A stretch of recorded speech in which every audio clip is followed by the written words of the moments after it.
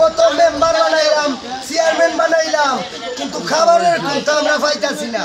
আমার এত জনগণ 3টা ওয়ার্ডের ভিতরে আমি 8 বস্তা চাল দিয়ে আমি কার মন জয় করবো আর কার মন নিজয় করবো আমি তো কিছু বুঝতে পাইলাম না। আই দেখা যায় বিকালে আইছে সকালে আমরা কমি যায়, কিন্তু ইলা 3-4 বছর ধরে ইলা পানি কমেন না। ওয়ালটন ফ্রিজ কিনে অনেকের মতো আপনিও হয়ে যেতে পারেন মিলেনিয়াল, সেরা পণ্যের সেরা অফার। আই তো ঠিক আছে, প্রতি বছর বন্যা আইলে বিরাট বড় গুলায় সব পাহাড় ভাঙ্গা লইয়া আয়, কিন্তু আই দেখা যায় বিকালে আইছে সকালে আমরা কমি যায়, কিন্তু ইলা 3-4 বছর ধরে ইলা পানি কমেন না। পানিও তো যেটা হইল যে মাঝখানে হাওড়ের মাঝখানে দিয়ে বিশ্ব করছে, ও পানিতে আমরা বাইদের পানি কাটে না ও বান্ধর কারণে, পানি জাম হইয়া থাকে বাড়িঘর, পানি আইলেও বাড়িঘর ডুবাই যায়, পানি আইলেও বাড়িঘর ডুবাই। 100 ভাগের মধ্যে মনে হচ্ছে 75ই বাড়ি ছাড়া, সারা মানুষ 25 ভাগ রকম আছে। আমি জন্মের মায়া থাকলে এই বাড়িঘর খাবার পাইতাছি না, কত মেম্বার বানাইলাম, চেয়ারম্যান বানাইলাম, কিন্তু খাবারের কথা আমরা পাইতাছি না। কেড়ে পাইতাছি না, খাবার পাইতাম তো দূরের কথা, এরা আমরা চোখ দাও দিয়ে না।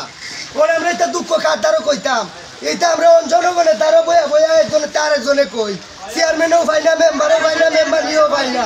বুঝলি কাল আমরা 4 বছর 4 কেজি চাউল দিছে, বুঝুননি 4 কেজি চাউল ভাইপা দিই 3 কেজি করতাম কি তাই 3 কেজি বাচ্চা কাচ্চা লইয়া খাইছি। মহিলা মানুষ আমার গরু পানি, আমি চকির উপরে চকি তুলিয়া বাচ্চা কাচ্চা লইয়া আমিও বাচ্চা দায় পড়ছে। এরপরে আমার রিটার্ন মেম্বারে জামান মেম্বারে তাই 8 বস্তা চাউল দিছিলে আমার এনিয়া, আমি 3 কেজি করিয়া মহিলা মানুষ একজন পুরুষ লইয়া গিয়া আমি সবার ঘর 3 কেজি চাউল আমি জরারে পাইছি, আমি ভাই দিয়া কালকে আইছি। এর ভিতরেও একজন মানুষ আমার বাড়িতে আইছিল, তার নাম জায়দা। ওই সময় কালো মহিলাটা অসুস্থ, তারে নিয়ে গাড়িতে আমি তুলিয়া দিছি। আওয়ার পথে চাউল বাটাতেই আমি রয়েছি, মহিলাটা বিদায় হয়ে গেছে। তার বাচ্চা কাচ্চাগুন আমার বাড়িতে আছে, মারা গেছে। তার বাচ্চা কাচ্চাগুন কিন্তু আমার বাড়িতে আছে। একটা ছেলে তেরাম করি নাম, তার একটা উড়া আছিল, তার উড়াটা পর্যন্ত ফান্নি বাসাইয়া নিছে। আমার এত জনগণ 3টা ওয়ার্ডের ভিতরে আমি 8 বস্তা চাউল দিয়ে আমি কার মন জয় করবো আর কার মন নিজয় করবো আমি তো কিছু বুঝতে পাইলাম না। এবার আমি আইছি রাস্তাঘাটে কোনো সাহায্য সহায়তা পাইনি, পানি বাড়িঘর টল, খাদ্য নাই, রোজগার নাই, আমরা অনাহারে আছি।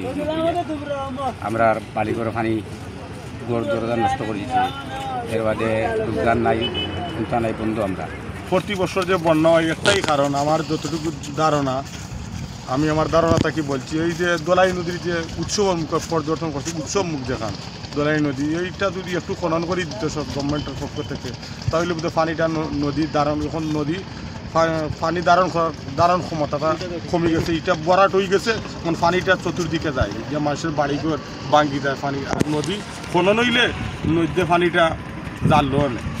সর্বশেষ 2022 সালে যে বন্যা হয়েছিল, এটা সহনশীলতার উপরে এবং মানুষের পরিকল্পনার বাহিরে এই বন্যায় বিরাট ক্ষতি হয়েছে।